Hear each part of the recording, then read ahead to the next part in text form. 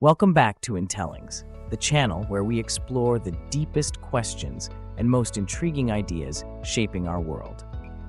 Joining us today is Nathanael Garrett Novosel, an insightful author and thinker whose latest work, The Meaning of Life, offers a compelling and fresh perspective on this timeless inquiry. Nathanael's book challenges conventional wisdom and invites readers to reconsider their own understanding of purpose and existence. So let's jump right in. Your book, The Meaning of Life, tackles perhaps the most profound question anyone can ask. What inspired you to embark on such an ambitious project? Sure. So there are two backstories on it. The first one is my own. So my father left when I was 5. Now, I don't remember how I felt, but I remember how I felt a year later. I went to see him. I'm from Pittsburgh and he was in California. And so I flew out and saw him for 3 weeks and 2 days. I came back, and the first night back in Pittsburgh was probably the worst night of my life. I've never felt so much pain of loss in my entire life. And I was staring at the ceiling, crying my eyes out and asking myself, what is this all for if we're just going to suffer like this? And it's weird because there's a part of my brain that's dispassionate and kind of robotic in nature. And so instead of, while I'm crying my eyes out, there's a part of my brain that goes, that's an interesting question. I wonder if you can answer it. It's just a strange thing. And so I studied all kinds of fields like psychology and evolutionary biology and all these other things for decades. And then I was leaving my job at the time. I was switching jobs, and I asked myself what I would say. I'd say, well, what's the key to success in life? And then as I was answering it, I was like, wait a second, that's not just the key to success in life, that's the point of life. And so it blew wide open. I decided to write a book on it.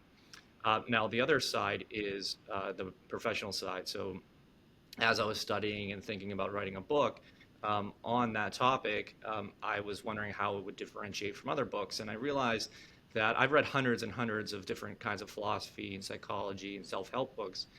And I asked myself, what's the what is it that others do that I wish they didn't? And I found out it's just that they inject their own beliefs into the recommendations. So they give you suggestions on what the goal of your life should be, or at least they assume it. Like if you get a book on finance, then the point is to get better at finance. Nothing wrong with that, but it assumes the goal, and I didn't want to do that. And then the other one is that they inject their ethics into it. So you should live life this way because this is the way I say you should, or the way I live, ideally, is that they're not hypocrites. But it's a combination of those factors that I wanted to say, well, what if you didn't know what your goal was? And what if you didn't want someone to tell you what to do or how to live?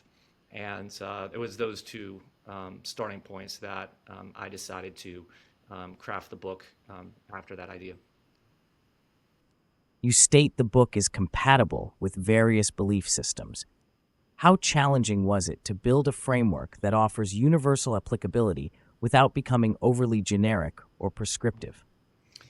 Well, it's a funny story about that question, which is that I'm kind of gullible, so I kind of like listen to things, and it takes me a while to realize what's true and what's not. I kind of just assume everything people say is true. Because I'm honest, so I just assume everyone else is, and everything that everyone says is true. And you'd think that your brain would start to break pretty quickly when there are all these contradictory points, but my brain would try to figure out ways in which they all kind of made sense together. And so when I was younger and I was reading all these different philosophies, you started to assume, okay, well, if that's true and that's true, well, how could those both be true? And then you start to kind of think of ways that they could be true together. And that's when I started to notice patterns across all the belief systems, that they all had the same things that they had to cover. So they all have to tell you, as I already mentioned a couple, they already kind of have to tell you what is the goal or point of life. They kind of tell you what ethics to hold, so they give you a list of rules, like the 10 Commandments, for example. They all tell you to like help your community or help others and be helped by others and so forth, so there's support. So I started to notice that there were common recommendations that they were all providing. Now, they may come to the different conclusions as to what those ethics are. They might come to different conclusions as to what the point of life is, but they all had to answer those questions to even be a philosophy. And I thought that was fascinating because that there's that old saying that like they're like, oh, we're all believing the same God kind of thing, but it's a when theists try to, when they try to find common ground with people of other beliefs. He says, well, it's all the same God, right?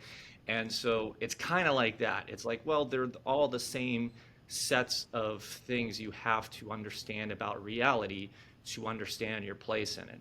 And it was under that premise that I was like, oh, well, I could just write about the things instead of skipping to the part where I give you my own personal suggestions, which I don't do.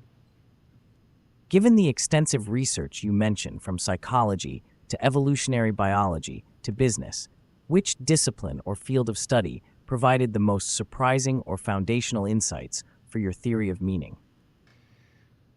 That's an amusing one to me because I was thinking about once I identified the 8 concepts, I was thinking about, do they exist in reality in a way that's kind of already there and no one noticed it? And I found one, HR. So of all places, the human resources department of every corporation actually follows these exact principles to a T. And you can tell because how do you create a resume? Each resume has a goal or objective, what you want. Every resume has a list of your experiences, past, and sometimes you even say explicitly to state your desired future experience. They all state what support you've received over time, where you have your degree and you've had all kinds of things like that. They get to your ethics based on your achievements and awards you've received, showing that you have a good work ethic, right? They all show that you made good choices because it shows how your life has evolved to that date and how you want to go forward. And most importantly, its focus is growth. Its focus on how are you going to get better as a professional. And so all the things that I identified as the 8 drivers of someone's sense of meaning and purpose in life are all built into how human resources helps people develop professionally. And so it's just kind of funny that it's like not only is this stuff universally applicable across philosophical fields, but it's also how organizations that try to develop people behave to develop them. Many books on purpose are inspirational or spiritual. Your approach emphasizes a scientific and logical understanding of how life works. Why did you choose this more analytical path for such a deeply personal topic? Yeah, there are several reasons. I mean, the first one is, and I joked earlier about I have this part of my brain that is dispassionate like a robot. I'm I'm just at the very, very top of the autism or Asperger's spectrum, and so I kind of don't have very good social skills, and I kind of think of things logically and don't really do things like intuition. So I was going to come at it from that angle no matter what, probably. But in addition to it, it's different. Everyone thinks about philosophy as why and the science as how. And I said, what if you could use the how to explain the why? And that was an interesting angle. I don't think anyone's ever really done before. And the other thing is that I didn't want to write a book and then be wrong. I mean, I know science is all about being wrong. It's about testing and finding out you're wrong. But unfortunately, humanity, of course, praises the winners, and they're all perfect. And anyone who made a mistake is a loser. It's a harsh reality. And so I didn't want to write a book and then like mislead people or be wrong. So I wanted to make sure that I could prove everything that I wrote down like 10 different ways. And so I took famous quotes from the most successful people who ever lived, and I found scientific studies that from evolutionary psychology that proved how life evolved to those 8 concepts that are in the book. And then I just found different examples of real world application. And so I made sure I covered all my bases with regards to how could I ensure that this is provable, scientific, that I've got enough examples where it's incontrovertible. But also, as I mentioned, I stop at the point where I tell people how to live or what to believe. And so as a result, once you understand these concepts, you go figure out your life for yourself, how to how to live your life, but rather to how to figure out your life and what direction you want to go in. Could you elaborate on what you mean by growth being life's definition, purpose, and significance? How did you arrive at that core concept? Yeah, it's a great question because the first thing you have to do in any conversation, argument, scientific study, whatever, is define your terms. And so I said, okay, well, what do we mean by meaning? Because people mean different things. I always joke that the hardest thing about life is equivocation when you're communicating with someone, because you'll say a word like freedom, or you say a word like service, or you'll say a word like love, and you'll mean 15 different things, and you'll change the meaning of it as you're talking, and that creates some confusion. And so I was like, well, I got to define meaning. I know there's a little bit of meta to that, right? Like the meaning of meaning, but what is meaning? And I came up with a list, and I'm probably not going to remember them all, but the purpose, the significance, and the definition are three of those. I realized that if you look at all the different definitions, the only one that satisfies all of them is growth. Because if you look at the definition, you can go look it up, the definition of life in a textbook, a scientific textbook, or a dictionary, and you'll see it. One of the fundamental things that defines life is the word growth. That you can't define life without the word growth. So it's part of the core definition of life. So that's the meaning if it's the definition. Another term is, or another meaning is purpose. So what are you trying to do? And everyone has different goals, so those are all going to be different. So goals are subjective. And then ethics, which a lot of people use in their philosophies, depend on the goal. If you're trying to achieve, be the best quarterback who ever lived, well, you got to throw a football a lot, right? But if you're not trying to do that, then you don't need to do that. So you don't need that. You don't need that ethic if you're not trying to be a great quarterback. So you can't have universal goals or ethics that apply to everyone at all times, no matter what. But what you can do is everyone's trying to grow. That's literally what every living organism has ever tried to do. They go and try to find food. They consume the food. It allows them to be better than what they were the day before. And that's not just literal physical growth, but then there's social growth, relationship growth, all kinds of other forms of growth. And everyone's trying to do that. That's literally what everyone's trying to do, is they're trying to be better tomorrow than they are today, even if it's something that you don't find, if someone else doesn't find very interesting, like I'm going to watch another movie, or I'm going to collect another piece of Elvis memorabilia, or whatever. It might be silly to you or someone else, but it might mean something to someone. So that's the purpose. And then the significance, if you look at it, I was thinking about this, how do I prove that? And I was like, well, we give awards. We can prove that. What do we give awards for? We give awards for accomplishment, for someone who grew into the person that was able to achieve greatness. We reward growth. They don't literally print a copy of the movie when someone wins a movie award. They don't print out a copy of the movie and walk it up on top of the stage and have the DVD give a acceptance speech. They'd have the people who worked together, who grew along the journey of their experience of developing the film. They go up to the front and talk about how great it is, and then they thank everyone who supported them along the way. So it seems silly, but when you look at it, it's actually quite profound that achievement is based on people who grew beyond what anyone possibly could have expected humanity to do, and that's what wins the award. So whether you take the definition of life, the purpose of life, or the significance of life, it always comes down to growth. The book breaks down the search for meaning into 8 core concepts. Which of these 8 do you find readers struggle with most, and why? So just for everyone listening, the 8 concepts are growth, experience, desire, belief, emotions, ethics, support, and choice. And I could explain those, but it would take forever. So we're going to go to your question. So the one that people struggle the most with, and this is provable, belief. That's the one. Why? Because what do people write all kinds of self-help books on? What's the number one kind of self-help book? It's about how you can break through your negative beliefs and truly become the person you were meant to be. Almost every self-help book is like that, right? It's all about how do you break down negative beliefs. So it's pretty provable through just sheer number of people writing on the topic, number of books on the topic, that belief is the hardest one. But I mean, I think everyone has a little bit of difficulty with each of them, right? So some might say support, right? So a lot of people live alone and they don't, reach out to anyone, so they don't get the support that they need. or maybe they're selfish and they don't help others, and by not helping others, they don't get help in return, and therefore they're limiting their growth.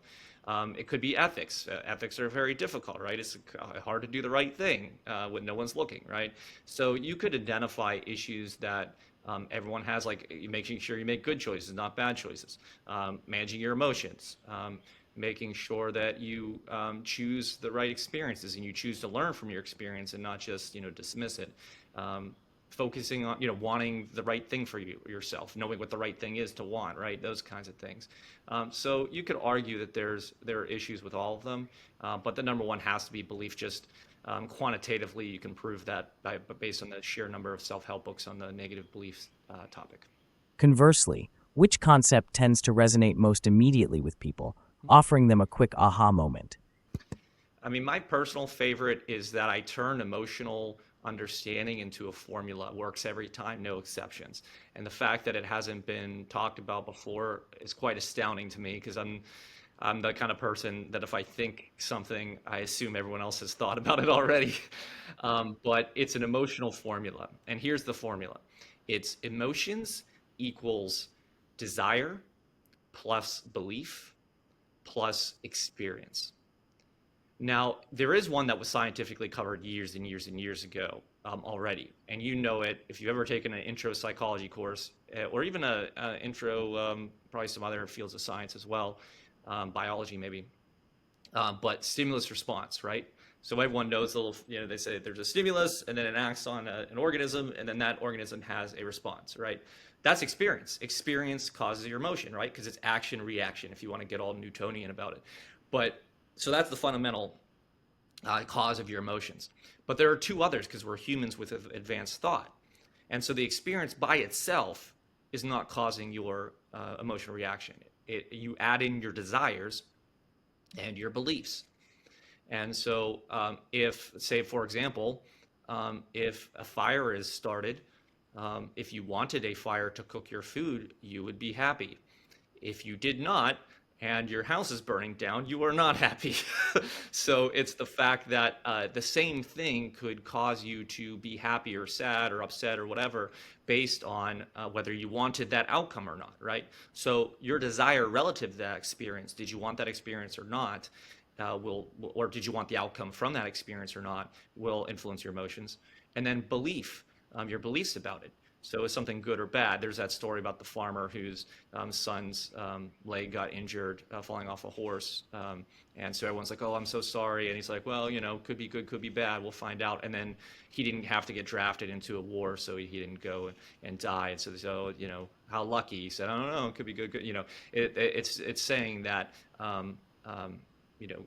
anything that happens in your life could be good or bad based on how you perceive it, how it goes against your expectations. So I'll give you one example for the formula in action.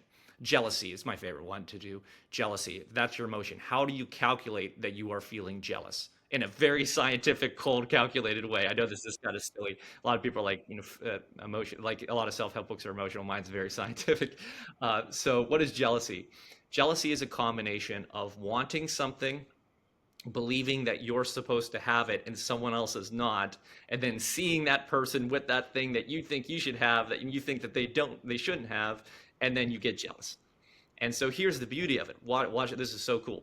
If you want to change that emotion, all you have to do is change one of those three factors. The first one, right?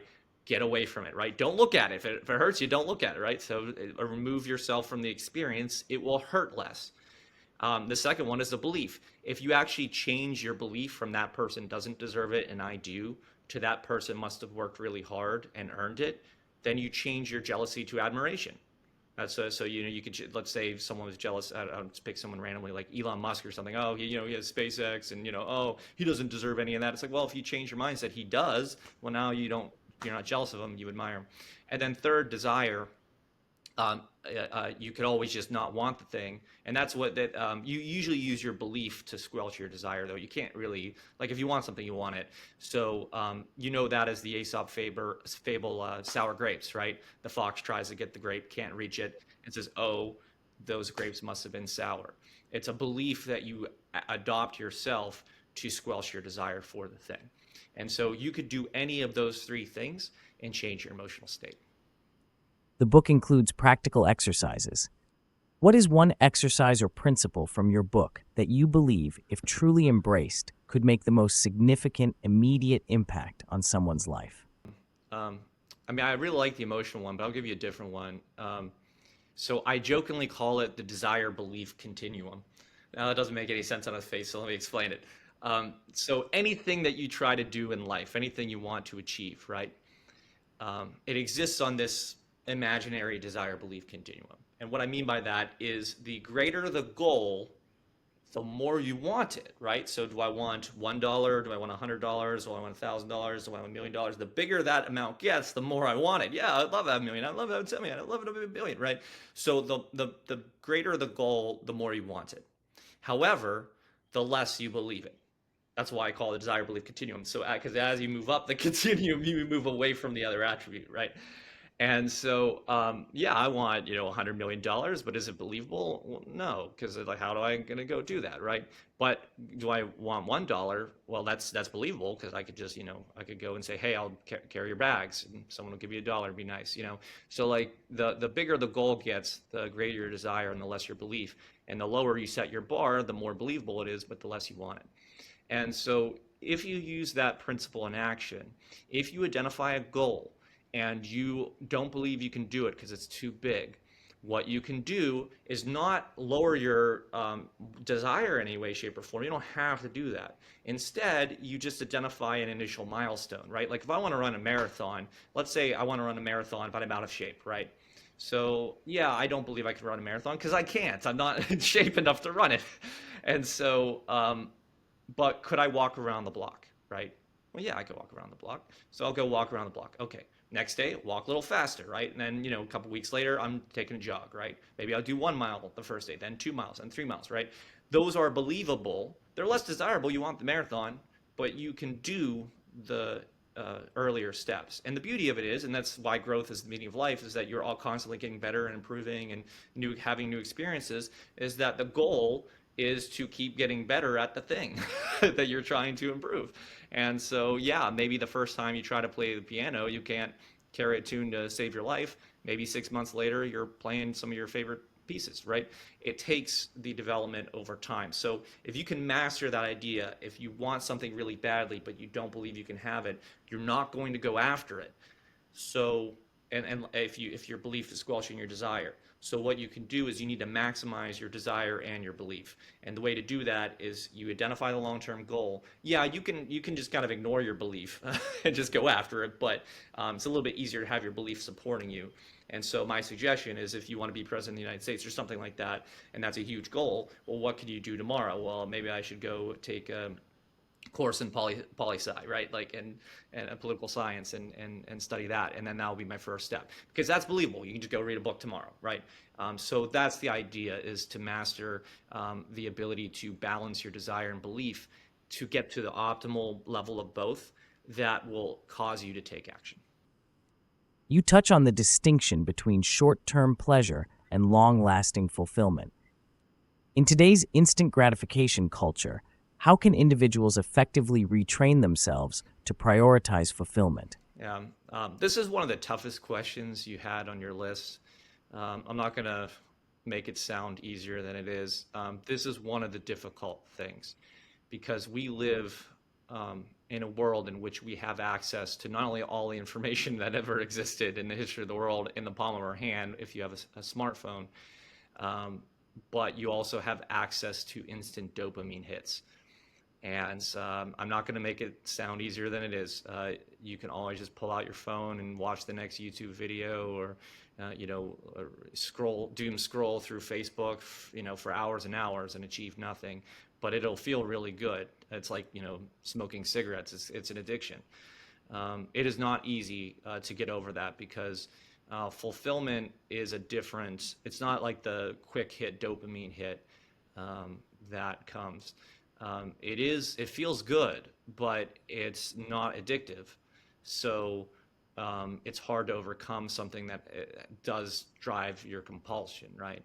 So in the long term, fulfilling activities do actually feel better. In fact, there's a commercial that happened recently on this. I forget the name of the company, but it's a cleaning brand or a cleaning product, and they actually tested people's brain. It was an amazing commercial. They're like, well, actually, they had them do all kinds of different activities, and the feeling after cleaning something gave them this, wonderful, pleasurable sensation. I was like, oh, wow, that's interesting.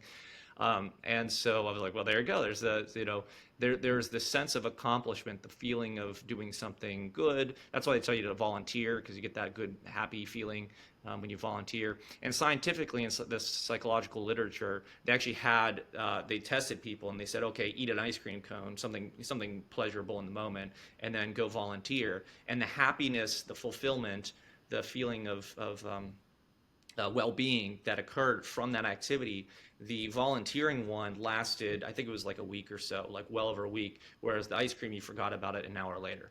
And so the fulfillment, when you get to actually realize that, yeah, maybe you're dopamine addicted because of the world we live in, where it's just instant gratification all the time. But if you can get yourself out of that by trying these things that people usually shy away from, whether it's going to the gym, volunteering at a soup kitchen, studying, whatever it is, and then just realize that at the end of it, you're going to feel accomplished. And then even with things like exercise, you'll get the endorphins. Not the same thing as dopamine, but in the same ballpark. It makes you feel good. And so fulfillment activities do feel good, but they're not instant. You're right. It has to be after the activity, which means you have to do the activity, which means you have to overcome your initial resistance to changing whatever it is you're doing, your inertia of steady state to actually complete it. But then once you're doing it and then you're done with it, it's actually smooth sailing. It's just that first thing that you have to overcome. And that's a great way to articulate it. So with a dopamine hit, the compulsion drives you to go do the thing and get the instant gratification. With a fulfilling hit, we'll call it a hit, a fulfillment hit, you actually have to overcome the resistance and then you feel good. And so if you can look at it as the compulsion for a dopamine hit will cause you to want to act, whereas the resistance to fulfilling activity will actually prevent you from acting. If you switch it from a compulsion to an overcoming a resistance, that's the secret to switching to fulfillment activities. How do you advise readers to navigate the ethics concept, which you describe as the ultimate trade-off between freedom and safety in interactions, when personal desires clash with societal norms or group well-being? Yeah, that's a really good question. It was one of my favorites when you sent it over, because it really showed that you really wanted you really looked into it. I mean, I think I wrote a blog post on it, but other than that, you had to really dig to figure that one out. Yeah, I call freedom and safety the ultimate trade-off because there are two chapters in the book that have to deal with your relationships with other people. There's the ethics chapter and the support chapter. And the idea is that we are a social species, the science behind it anyway, the psychology behind it. We're evolutionary psychology. We're a social species. Cooperating leads to greater survival probability than being alone. And that's why social species evolved. And how do you become social? Well, you have to trust the other organism not to hurt you. And ideally, they would help you. And so if you see where I'm going with this, ethics is the idea that you don't hurt others, and support is the idea that you help them, and vice versa. They don't hurt you and they help you, right? And that's the only way you can have a social species, is if you have agreement to not hurt each other and then agreement to occasionally at least help each other, right? That's the only way you can have a social species. And so that's how it evolved, or both of them evolved. Now, the thing is that ethics are rules that you follow to maximize your growth and minimize your harm to others. And again, that's the idea, is that it's rules you follow to optimize your outcome. And since the outcome is maximum growth or optimal growth, then that's what you're shooting for. Maximize growth, minimize harm. That's pretty Freudian, right? The maximize pleasure, minimize pain. And so if you want to have what are the best rules, that's what everyone asks. Now, I don't tell people what the best rules are because it's not for me to tell them how to live their lives. So I wrote I made an 80-page chapter on ethics. I didn't tell you what ethics holds. I told you how they worked. And so the idea of freedom and safety being the ultimate trade-off is the idea that you cannot have a rule without limiting something, right? A rule is I behave in this way, I don't behave in that way. And so freedom and safety is the trade-off, because if I choose not to behave in certain ways, or I have rules that say I can't behave in this way, I'm less free. I'm not free to do that without going to jail or whatever, right? But I am more safe because I know that that bad thing's not going to happen. That's why you follow rules, so that bad outcomes don't happen, so good outcomes do happen. And so I always use the just a hypothetical. If you were in the woods and there was a bear out there, right? So you were free to do whatever you want in these woods, right? But there's a bear, and the bear could come and eat you, right? You don't want to get eaten by the bear. So what do? You build a wall around yourself, right? You build a wall. You are now safe from the bear, but you are less free because you can't get through the wall. You have to go over the wall, right? So you're not free to walk freely amongst that area. You have to climb over the wall. So of course people build doors and they make it one way so that they can get out. So you see, the idea is that they're optimizing the balance of freedom and safety. So I live in a home, I live in a house, right? I have a door and it has a lock on it. I joke that the only difference between a prison and a shelter is which way the lock is facing. That is literally it. I mean, it's some profound stuff when you think about it. It's like, oh man. So I live in a home that has a door. I'm okay with the fact that I can't walk through my walls. I'm limited. I'm not free to walk through my walls. Well, at least without punching through them, right? But I can open the door. I'm fine with that. So I'm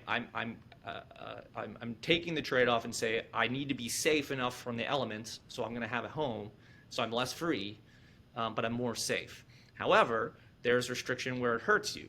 So I might not be free to start a business because there's some regulation that says you can't start the business. Well, that hurts me, right? What if my growth path is to start that business? Well, now I can't. So every decision you make ethically, politically, all of it has to do with the balance between freedom and safety. Because the more free you are, the less safe you are, because the more risk you have. And the more safe you are, the less free you are, and that could be oppression. So that's why it's the ultimate trade-off, because you got to figure out what rules you should apply to your life to live optimally. It's going to optimize your growth. Did writing this book and delving so deeply into these concepts change your own understanding of your life's purpose or the meaning you derive from it? Yeah, the biggest thing for me personally is the belief chapter. The biggest one I struggle with is the support item, because it's hard for me to ask for help. I try to be independent. But the thing that changed me the most with the belief chapter, because I swear I must have done like my personal beliefs on the whole thing changed, because I was raised, it was Methodist and then Catholic when my dad left. Before my dad left, I was Methodist and Catholic. And then in college, I kind of went toward the atheist route. And when I was writing the book, I was trying to be objective. So I didn't care whether someone was a theist or atheist. I wanted to apply no matter what. If you believed in God or had a religion, then these scientific concepts would actually support your beliefs and just help you live them. And if you were an atheist, you didn't have to believe anything. And so the thing that changed for me, though, is when I wrote the belief chapter, I realized something really astounding. What is a belief? So a belief is anything you assume to be true. What is knowledge? Knowledge is a subset of belief because you can prove that it is in fact true. Like, for example, you're observing at the present time kind of thing.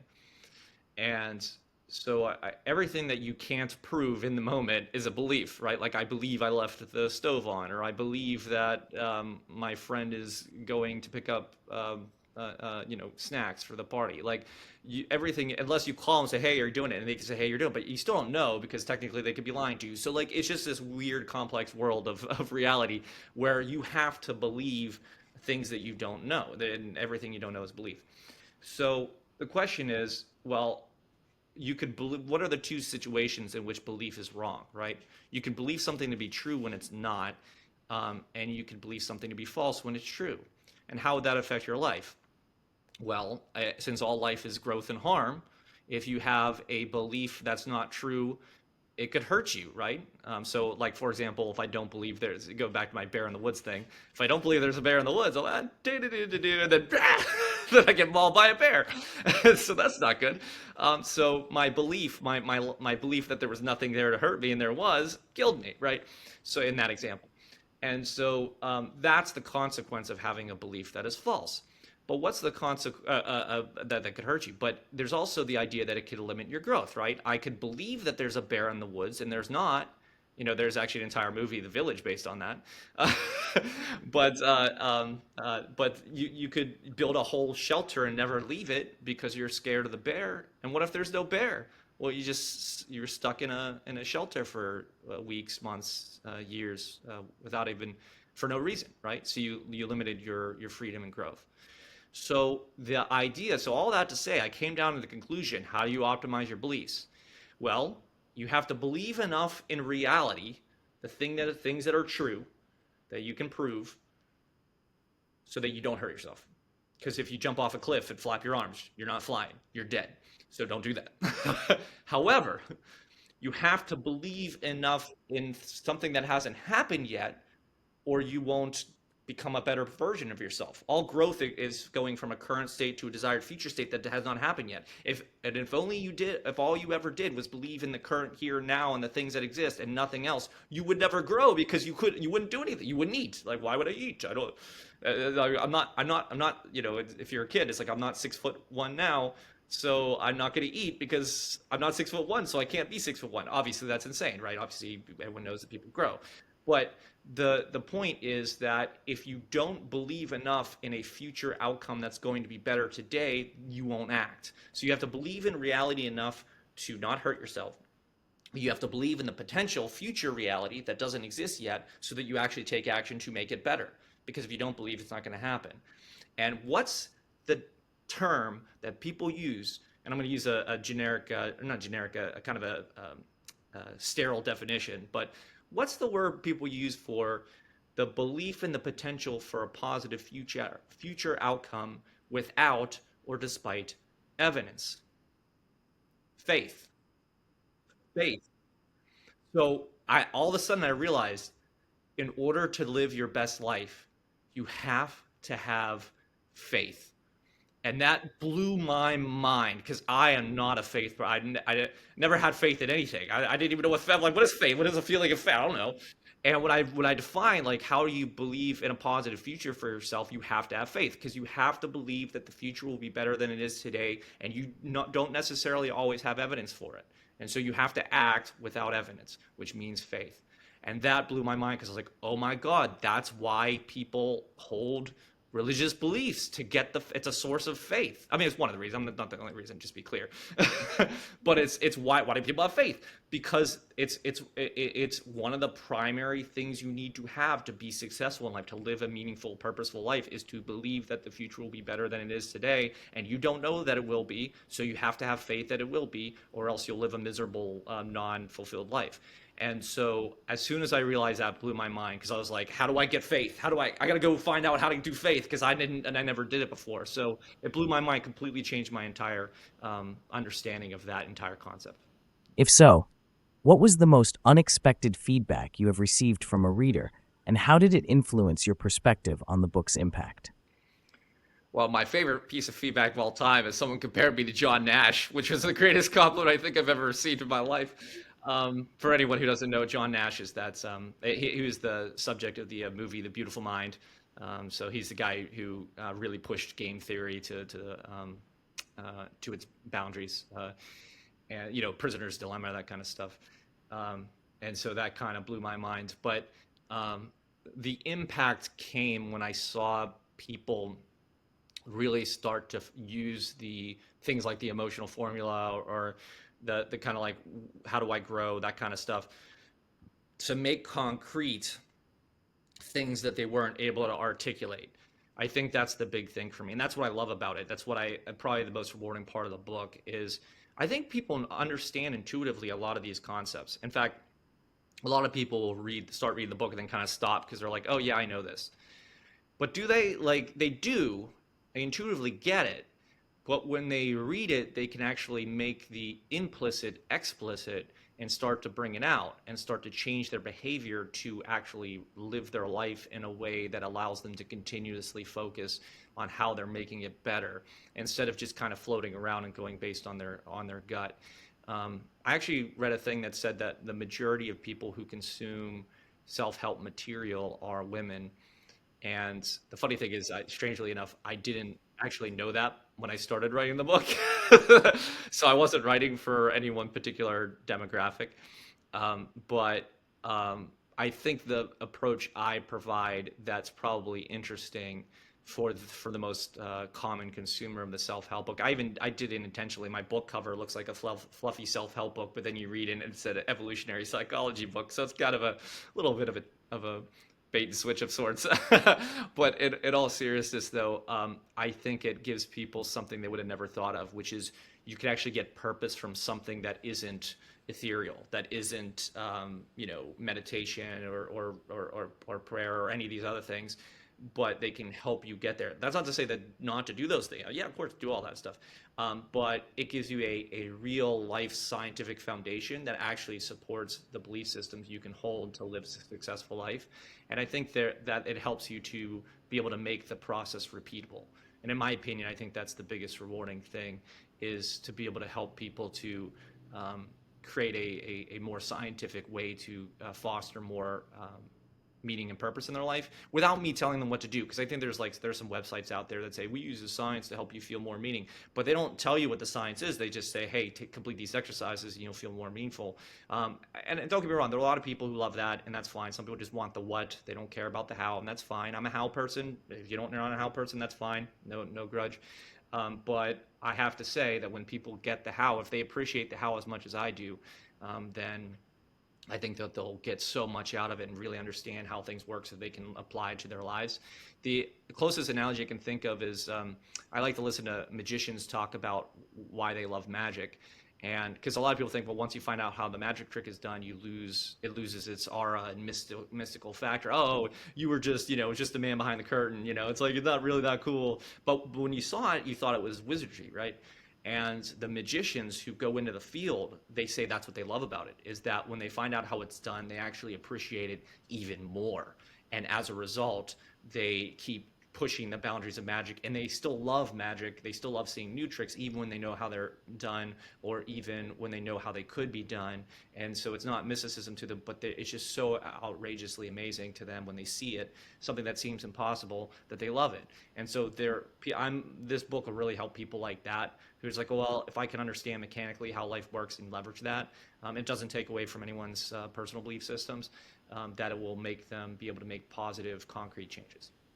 Beyond finding purpose, what other benefits or transformations have you observed in individuals who have applied the principles from your guide?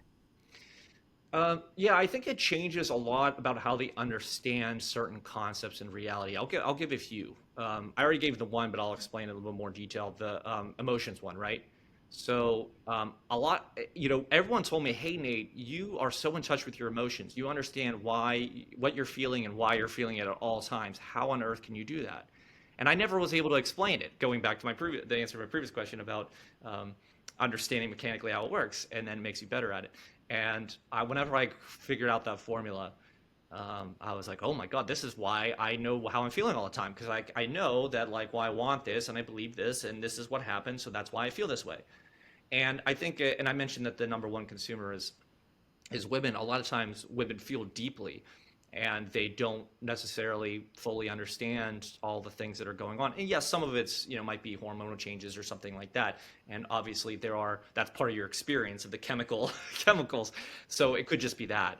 But assuming that there is an actual real cause, stimulus response, why am I feeling this way? It'll really, really help with that. And so people who are able to actually understand their emotions are really happier. They're better off. They're able to manage and regulate those emotions more effectively. The ethics chapter is really good for people who want to understand the political world, for example. I always say politics are just applied ethics. And it's great for the current world. Everyone uses the term tribalism to describe today's political climate. How do you not think that the other side is evil? Well, you understand where they're coming from. And so, as I mentioned, every decision in life about rules you follow is a trade-off between freedom and safety. And you could take any position. And I'll just give a couple of examples. So if I have a position on, let's pick something inconsequential. Let's just take something like, taxes or tariffs or something like that. Like, should they be higher or lower, right? Well, the higher the taxes or tariffs are, the less free you are, right? Because you're not able to do something because there's a barrier to do something. But you could argue you're safer because you raise more money and then you can spend that money, what the government does, they could spend that money on programs, right? So you're safer, but you're less free. So how free do you want to be? How safe do you want to be? And of course, they're all sides of the political spectrum. One side, no taxes. The other side, 90% taxes, right? So like it helps you. Oh, that's why, why do I believe what I believe? It's because I believe that this is the amount of freedom that I want. This is the amount of safety I want, right? And that's how you decide the freedom and safety. That's how you set your ethics, right? Your politics, and it works for any other ethic as well. Like don't kill, don't steal, all that stuff. Why do I do that? Because I'm hurting someone else, and then that's bad. And if I didn't have an agreement not to do that, then they could kill me, and I don't want to be killed, so I'm not going to kill them, and they won't kill me, and we can live together now. But if I didn't have that agreement with them, can't live together in peace because they could kill me at any time. So I'm not going to do that. So we'll have a law that says no killing, right? So like it really helps people kind of figure out why they believe what they believe ethically. And then I'll give one more, beliefs. Obviously, that's the one. That's the one that most self-help books cover, but they all kind of say like break through the negative beliefs. But my belief chapter helps you understand why you need to do that and where you actually need to hold beliefs that protect you, right? So, because all beliefs are meant to either protect you from harm or to help you achieve your goals. And so it helps you to figure out what's the right balance, because it's one question I can't answer. I can only pose the question or bring about the situation, but I can't answer it for you, which is, how much you believe in your own potential. And I can't give you an exact amount of what you believe, what you can possibly accomplish. I have no idea how to figure out that exact line. Like I said, I had no faith before I learned that, hey, faith is important. Maybe we should go figure out how to have some faith. I thought I was more on the believe what's real side and not the believe what's possible side. And that holds people back. And so I was like, okay, I got to push myself more, right? So well, how do I do that? How do I build belief in something that hasn't happened yet? And it's just like such a foreign concept to me. So I can't tell you where the line is. I can only tell you that you shouldn't jump off a cliff and flap your arms. If you want to fly, you get in a plane, right? So that's real. That can actually fly. But you don't jump off a cliff and flap your arms. But should you believe you should be the president of the United States? Well, you should believe that you want to achieve what you want in life and shoot for it. And then, the old saying, shoot for the moon. If you miss, you'll land amongst the stars. It's a beautiful, poetic saying. And I think there's some truth to that, where if you aim high and you miss, yeah, you failed. As long as you don't care about failure, then it doesn't matter. But how much you would have attained more than you would have otherwise if you didn't try at all is pretty profound. So I think those are all different things that people take away, that it's just good to be able to see how people can take action on the insights. In a world often characterized by cynicism and existential angst, what message of hope or practical encouragement do you want readers to take away from the meaning of life? Yeah, I want to focus on something very specific. I call it the crisis of meaning. I think we live in a world with a crisis of meaning right now. Now, why is that? Now you could say, oh, it's because we're too tapped into all the goings on, and news is sensationalist. It tries to scare you, and so everybody's freaking out that the world's going to end all the time. And that's true. But combine it with the idea that we also live more well off than we've ever had in human history, right? There's the beautiful stat that like 1 billion people in just the last, however many years were lifted out of poverty, for example. So it's just this weird irony that we are better off than we've ever been before, but as a result, we're more sensitive to anything negative than ever before, and so everybody's miserable. There's like some really scary stats, like everyone's on some sort of psychological medication. It's just like the stats are wild, and I always tell people, like, it's like I have to tell the unfortunate reality, which is what's causing that is. If you grow up and you live a hedonistic childhood, right? Like you can't work, child labor laws. I know I broke them when I was a kid, so I could make money. And you're not expected to do anything. You're not expected to you're just supposed to go and play video games or do drugs or have experimental sex or whatever. That's what people's lives are in their teenage years. And so no wonder that people come out of that and are all, existential, right? Having existential crises, because they're like, what's the point about? Because anyone who's ever gone through a drug period or any kind of thing like that, they'll tell you the exact same thing. I kept trying to chase the next high and trying to fill the void or the hole in my heart, and it would never fill, and it was never going to. And it was only when they came out of it and realized that they had to seek fulfillment, which is through growth and helping others and that sort of stuff, the only way that they could get out of it. And the problem is that everything that would get you to a meaningful life is like frowned upon in modern societies. Like, oh, kids, oh no, you shouldn't be working. No, you shouldn't be doing that. No, you should be having fun. Who came up with that? That's terrible advice. I'm kidding, but in all seriousness, the idea that that work is bad and helping others is bad, and like these weird things that have existed in modern society, that's what's causing people to have a crisis of meaning, because they're floating around like, oh, I don't like work and I don't like this and I don't like that, and then they're like, why don't I feel meaning? It's because you are avoiding everything that would give you meaning. You are selfish and sitting there scrolling on your phone, getting dopamine hits, doing nothing that has anything to do with bettering yourself, helping others, all the things that would actually give you meaning and purpose. For some reason, society is frowning upon in exchange for being the next influencer, or what the celebrity is doing, or getting caught up in politics and who XYZ candidate is, what terrible thing they've done last time. And you are not actually focusing at all on the things that actually give you meaning, hence the crisis of meaning. And so the solution to that is very simple but very difficult. I'm not saying it's easy. It's simple but difficult. It's the idea that you need to tune all that stuff out and reprogram your brain that all that stuff they told you is nonsense. You should not be living for yourself and for the next pleasure and just play video games. Like, no, none of that. You should focus on bettering yourself. You should focus on helping others and being helped and accepting help from other people, on trying to achieve goals to make the world a better place. Yes, we live in a world of modern conveniences, and so you don't have to do a lot of stuff. Then find the stuff that's left to do, right? Like, okay, so maybe you don't have to cook because you can microwave food. Okay, whatever. Maybe you should learn to cook, but maybe if you want to do the microwave, that's fine. Well, then spend more time, learning more about something else, since you don't have to spend all that time cooking food. So leverage modern conveniences not to suck you down the dopamine rabbit hole, but rather to save you time in areas that would have just been life maintenance, so you can focus more on personal growth, and you'll get out of that crisis of meaning. If a reader feels lost or overwhelmed at the beginning of their journey, what would be your very first piece of advice to them after they pick up your book? Seek growth opportunities. That's the fastest way to getting something pragmatic from the book. And I'm not sure if that question means like if they're overwhelmed at the beginning of their journey before reading the book, or after reading the book, because both are possible. If it's before reading the book, the seek growth opportunities. That's why the growth chapter, the first chapter, is actually really short. I think it's like, I don't know, like 10, 20 pages or something, 25 pages, something like that.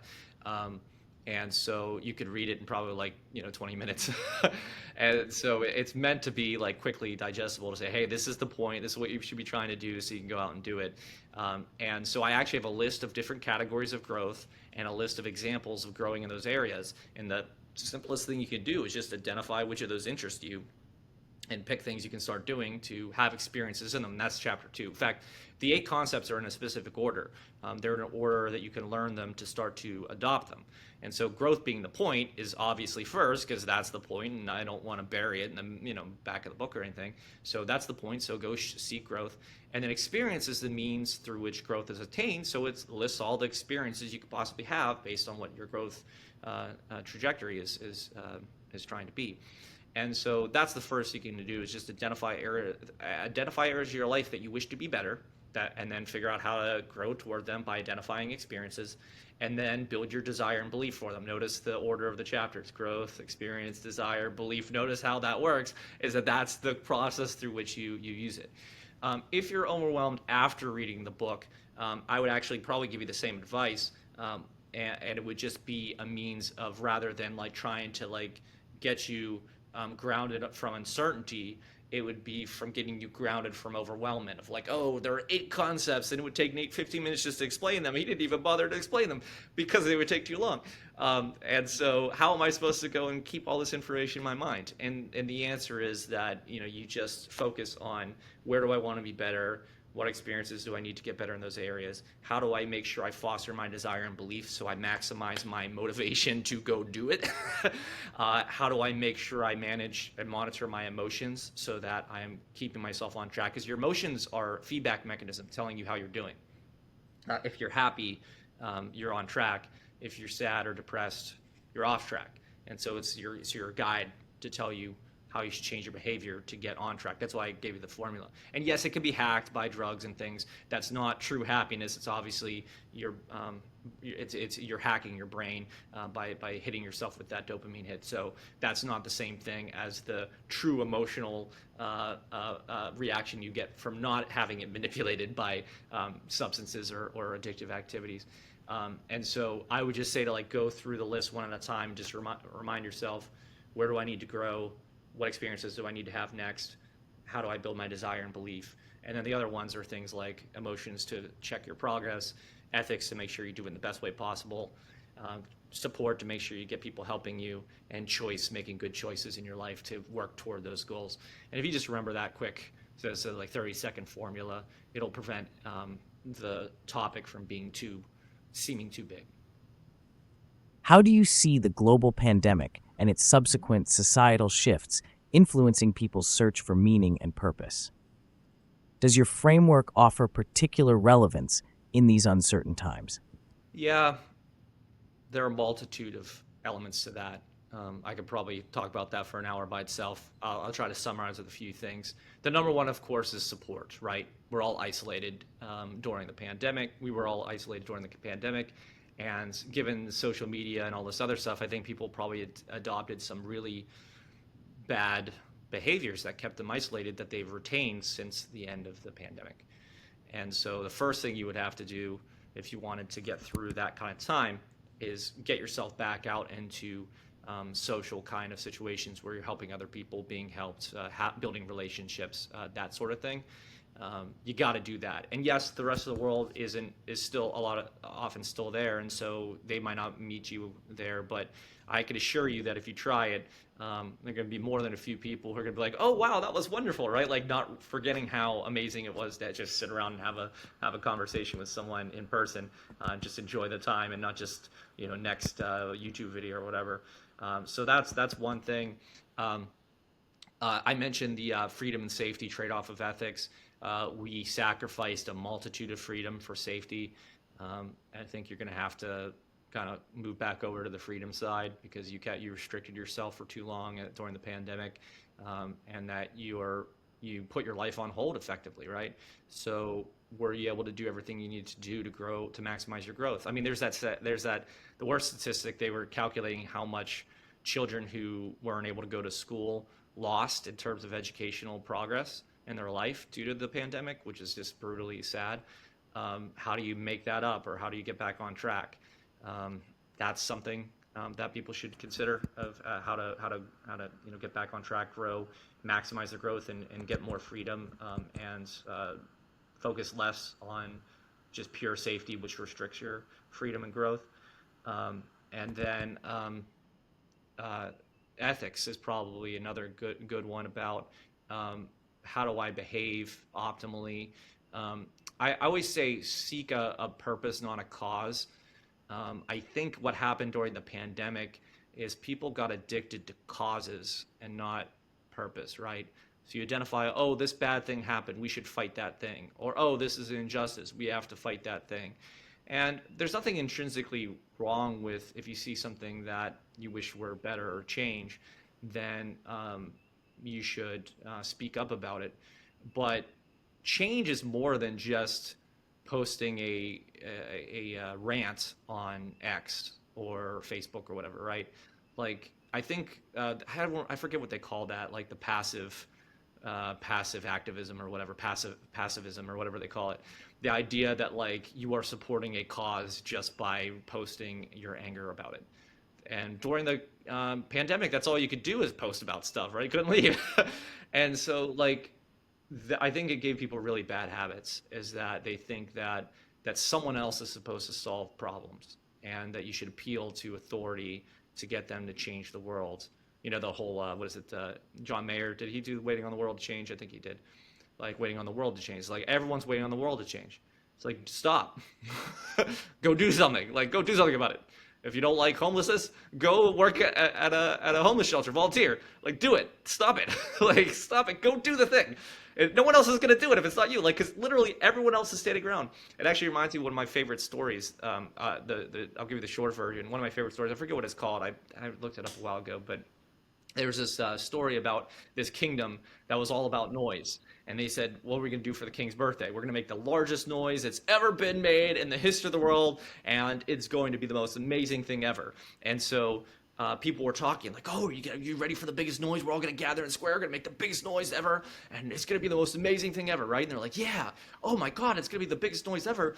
Well, I want to hear the biggest noise ever. If I'm screaming, then I'm not going to be able to hear it. So I'm not going to talk, and I'm just going to listen, and I'm going to just take in the biggest noise ever. It's going to be the most wonderful thing ever. And someone else is like, that's a good idea. I'm going to sit and listen. It'll be the biggest noise ever. It's going to be the greatest thing ever. And so obviously fast forward to the story, the king's birthday comes, everyone gathers in the square and they go, ready, 1, 2, 3, and no one says anything because they're all listening to hear the greatest sound ever. And of course, they ended up changing the name as like Loudville or whatever. They changed it to Quietville or whatever. So they realized that quiet was good.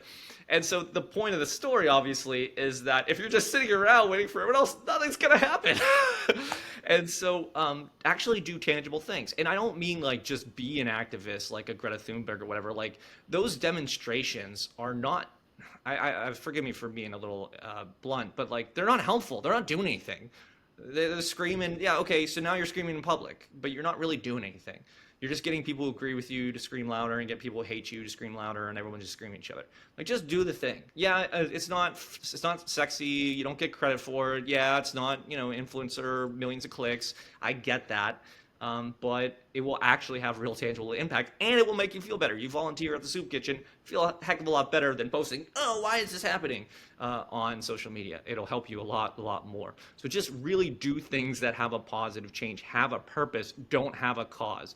Causes are people screaming and trying to hate people and create fights and wars and all these other things. That's what causes do, in the way that I'm using the term, not like a good cause, right? But a righteous cause is one of the most dangerous things you could possibly have, because it quickly goes from doing the right thing to fighting bad things by doing bad things. Do you believe there is a collective or societal meaning of life that humanity should strive for, or is meaning purely an individual pursuit? Love this question. So there is meaning in your life, and then there is what people like to call greater meaning, right? Or higher meaning, higher purpose. Greater meaning, higher purposes are the two common terms for it. Now, when people say higher purpose, I wish when I was doing the book, I was like, how do you define that? Like, what is higher purpose? And it's actually very simple. People say greater meaning or higher purpose, they mean a purpose beyond yourself. It's literally it. That's the definition. Because everyone thinks, higher purpose means like God or spirituality or something. No. It means meaning greater than yourself. That is literally, and yes, it could involve that, but it doesn't have to. And so is there a shared societal purpose? Well, yes, growth is a universal purpose of all living things that have ever existed in the history of the world. I mean, they even did research on amoebae, which is the plural of amoeba. Amoebae, they put food sources, and they put the amoeba there, and then they put different types of food sources with different ratios of nutrients, and it went toward the one that optimized their growth. So the right ratio, I forget what the ratio of what it was, sugar or sucrose or whatever it is, and they went to the one with the optimal ratio for their growth. There were multiple options, one more of this, one more of that. Now I know humans maybe not necessarily aren't as as good as that, as they go to fast food places and consume food that's not optimal, but the point still stands that that all living organisms seek growth, and they intuitively know the kinds of things they can do to optimize or maximize that growth. If amoeba can do it, then we can do it, right? So there's the idea that um, that collective meaning is growth, and so the shared goal for everybody is to maximize growth of humanity, right? That's the goal. That's why SpaceX is trying to get us to Mars or whatever, right? Because like if the sun, which it will eventually do, become an explosion, a giant explosion, destroy us all in billions of years. If we were outside the blast radius of the sun, then we would survive. If we don't, we're all dead.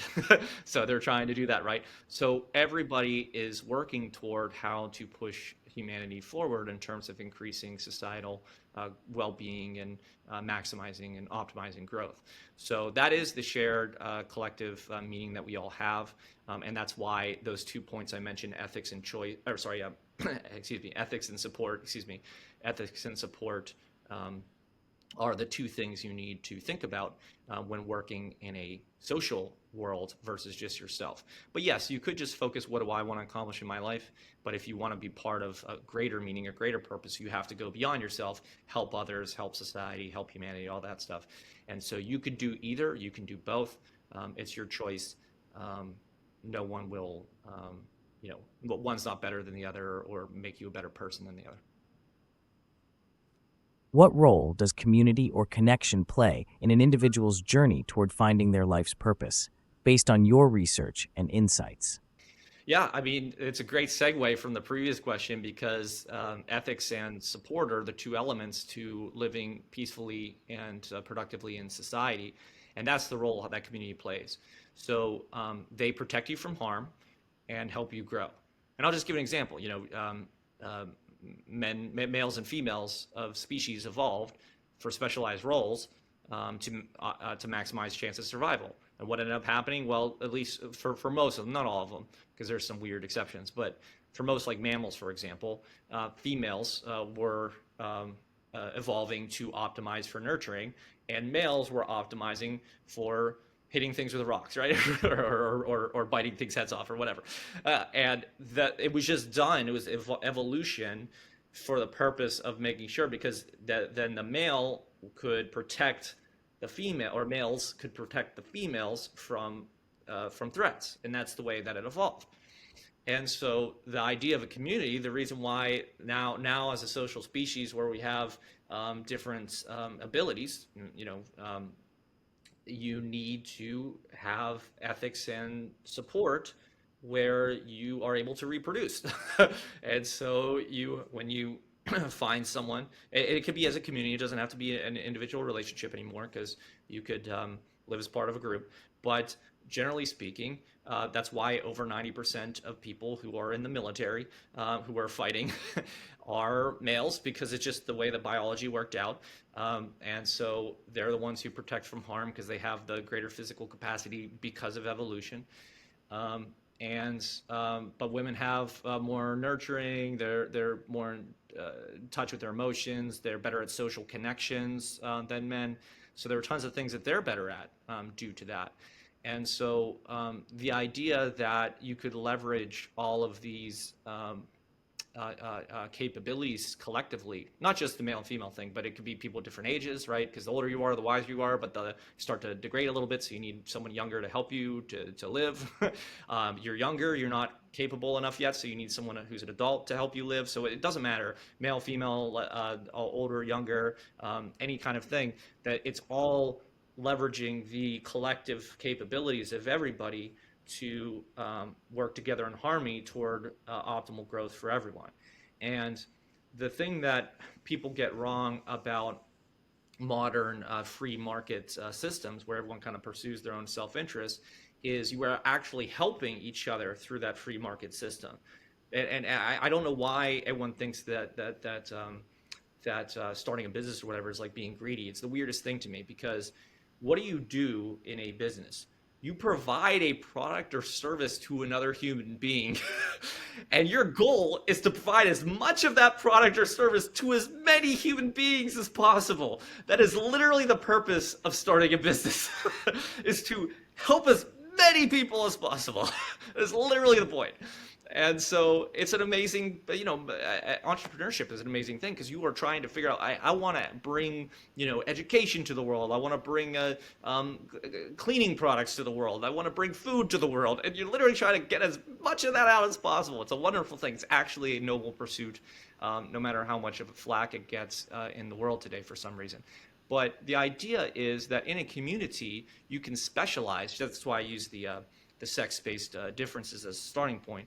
But we all have different skills, right? Some people like to write. Some people like to like to use their hands. Some people are strong. Some people are not, right? And so in an environment where you have this free market system where everybody's helping each other using their respective strengths, you actually get more than others. And there's that classic economics calculation where it said if someone could, I can't forget the exact thing, so I'll make up items.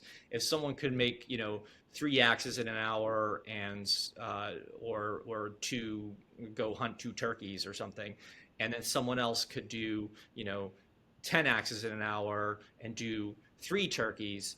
Now that one person is just clearly better at both. But if you were to specialize to maximize output, you actually want the person who can do more of both to just do the axes and let the other person do the 2 turkeys. Why? Because if every time that person is spending on those 3 turkeys, it's more than the two, but they're sacrificing 10 axes. so like, no, do the axes. You'll get more collectively if you do it that way. And so the role of community is not just helping each other through in a fluffy sense where it's like, oh, you build social relations, although that's true. But it's also the idea that you leverage your varying capabilities to maximize your overall output and success. Are there any misconceptions about the meaning of life that you hope your book definitively corrects or clarifies for readers? Yeah.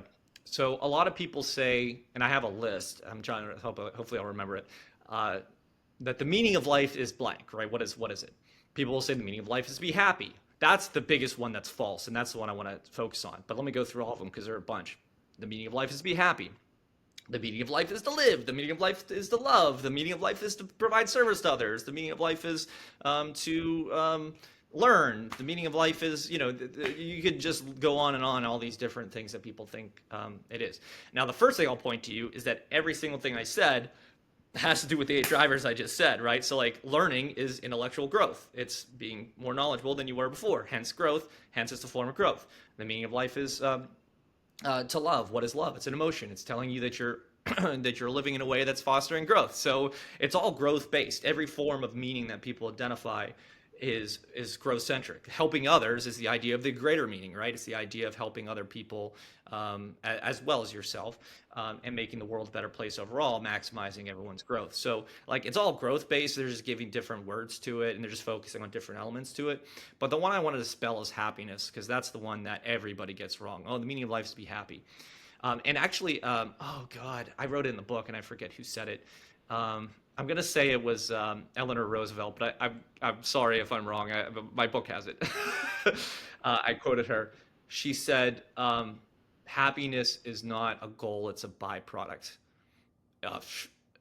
Couldn't be more true. And it's so funny because I was just looking for quotes that kind of encapsulated the point. I couldn't believe that it was actually 100 years ago, however long ago it has been, that she said that. It was just wild because that is the most truest, blowing away people's understanding of the point of life in one sentence. Happiness is not a goal. It is feedback. It is feedback.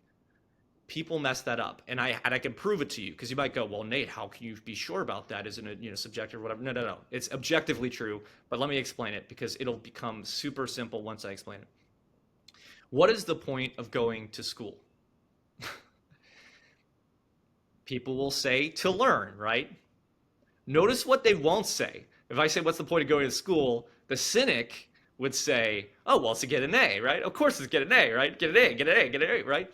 You know that that's ridiculous. The point of school is not to get an A. The point of the school is to learn, and the A is the proof. It's the feedback. It's the indicator that proves that you learned because you were able to complete the test and get an A. So learning is the point. A is the feedback. If you heard someone say A was the point of going to school, you'd call them a cynic and say you were missing the point. The point is to learn. You would, metaphorically smack them across the face and say, no, it's to learn. Don't be stupid, right? That's what you would say. But when people say the meaning of life is to be happy, everyone's like, oh yeah, that sounds good. It's like, no, it's the same thing. No, it's not. The meaning of life is not to be happy, because if that were the meaning of life, they did experiments on rats, and they even did it on humans too. I can't remember the exact names of the studies. I wrote them in the book and I cite them. But the mouse one, they hooked up their brain, the pleasure sensor, the part of the brain. They hooked electrodes up, and they triggered. They gave it a lever to trigger the electrode of this euphoria, right? And so they put it in there, and then the rat went up. They were eating food, drinking water, doing all this stuff. And then they hit this button, and boom comes the most amazing euphoria experience that this rat has ever experienced in its entire life. What did it do? It kept hitting the lever until it died. It didn't eat, it didn't drink, it didn't do anything but hit the lever to feel happy. Obviously, that's not the point of life. It died. It's dead. They did the same thing with a human. I'm not saying this is an ethical study, but they did it. They took a human. Forgive me, it's a testy subject, but I'm being scientific about it. It was a test of they were testing a gay person to see if they could get them to, through conditioning, to be attracted to the opposite sex. And so they were showing pictures of the opposite sex, and they were triggering the pleasure sensor of this person's brain. And before they could even do the study, before they could even do anything, when they gave the guy the button that said "you will feel good," and they gave him control of it, he kept hitting the button and couldn't stop. So they couldn't even do the study because he kept hitting the button. And it even says in the study, we had to take the control away from him to his insistent protest that they not take it away from him. Happiness is not the point, because if it were, you could go and create a business tomorrow where you have that reproduction of that study, where you put people in chairs, give them a button, and stick an electrode to the pleasure sense of the brain, and feel happy until you die. That is not the point. It will never be the point. In a healthy world, a healthy human, happiness is a feedback telling you that you are growing. If you eat food and you enjoy it and you're happy, that means, yes, I need nutrients. I'm getting my nutrients. I'm going to be bigger physically tomorrow when I grow from a child to an adult. I need those calories to grow, so I eat. I feel good. I helped someone in a soup kitchen. I feel good. I'm building relationships. I'm helping my community. I am fostering growth in my community. If I learn a new language or study or get an A on a test or whatever, I feel good. Why? Because I've learned, and that's proof that I've learned. If I achieve a goal or win an award, I feel phenomenal. Why? Because I proved that I grew and someone appreciated, right? All of the true happiness that occurs in your life is due to growth, is something to do with growth in some way, shape, or form. So happiness is not the point. It's the indicator that you are growing. If you are happy, again, putting aside the electrode to the brain or the drugs or the gambling or anything else that, yes, it triggers dopamine, that's hacking your brain, that's not true, real emotion. Anything that you get that experiences happiness that's from real life is indicative that you are growing. Anything that makes you feel pain or hurting or whatever is usually not. There are the rare exceptions, like if you get surgery, of course that hurts, but it's making you better. But those are the exceptions, not the rule. What is next for you after this book? Do you envision a continuation of this work or exploring other areas related to human potential and fulfillment? Yeah, so I have two things I've been working on, but I'll be frank, I'm not making much progress. I have a full-time job. I write my stuff in my spare time, so not exactly giving it as much attention as it should. But I have two things I have outlines for, or I'm writing here or there. One is, and I'm so embarrassed to say this, but my colleague came up with the idea, because I advise executives for a living, do research and advisory, and I've been doing that for 21 years. And someone said, hey, why don't you combine your knowledge from your book with the work that you do in your professional life and help people apply the concepts um, to their operations in business. And I'm like, like, why did I think of that? That's genius. So credit goes to him. That's embarrassing that I didn't think of that though. Staring me right in the face. So I do have. I basically just took my book and I'm rewriting it, but with the business context. I'm in like chapter 1 or 2 or whatever, but I'm not focusing very hard on it. The other one is a book on truth. Because I thought that's a fascinating topic, just like meaning, right? Like to break down meaning into scientific terms and what I can prove. You do the same thing with truth, right? And I did the same thing. The only thing I did with that, I have an outline, which is I identified what do we mean by truth. And I had a list of different definitions. But instead of like picking the one that works best, like I did with growth being the most accurate definition of meaning in life, with truth, I identified a whole bunch of things, concepts that are about truth, like persuasion, right? How do you get someone else to believe what you believe to be true? The idea of facts, so things that you can prove to be true versus, I don't know if I did beliefs, I forget what I did, but some sort of concept to say it's like you don't know it to be true, but you believe it to be true, something like that. So I had a list of like different aspects of truth, and I was going to write about how someone could understand truth. And if you're wondering why would you write a book on truth, because everyone, when you ask them what they're seeking, people said the meaning of life. So I wrote a book on the meaning of life. Well, there you go. I found it. I'm not looking for the meaning of life anymore because I wrote a book on it. I know what it is. But everyone, when you say what they're looking for, they'll actually say, "Well, I'm looking for truth, right? I'm seeking truth." Well, what is truth? And some people have a more literal thing, like scientific study, like I'm seeking what is actually real in reality. But some people say I'm seeking a greater truth, meaning like what is real about the universe or spirituality or whatever, like some sort of greater truth. And so I wanted to write a book that helps people unpack truth so that they could seek it more effectively, since so many people are seeking it. I don't think they truly get what it is that they're seeking. I think oftentimes they'll say they're seeking truth, but what they're actually seeking is meaning, or they'll say they're seeking truth, but what they're actually seeking is to feel better because they feel terrible or they feel lost and they want to feel certain.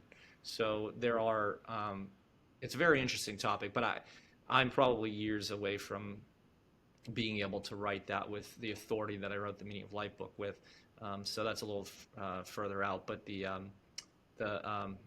purposeful enterprise, it's either going to be the meaningful or purposeful enterprise is the title of the other book, and that's a lot easier to write because I know it. I just got to apply my business knowledge to my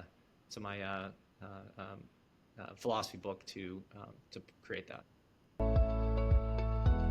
That wraps up our today's conversation with Nathanael Garrett Novosel, author of Meaning of Life.